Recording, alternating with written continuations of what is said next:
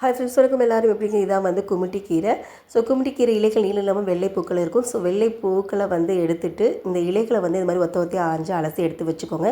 இது பெரும்பாலும் வயல்வெளிகளில் தான் காணப்படும். கீரை பொரியலை விட கீரை கடையில் செஞ்சால் தான் நல்லாயிருக்கும்.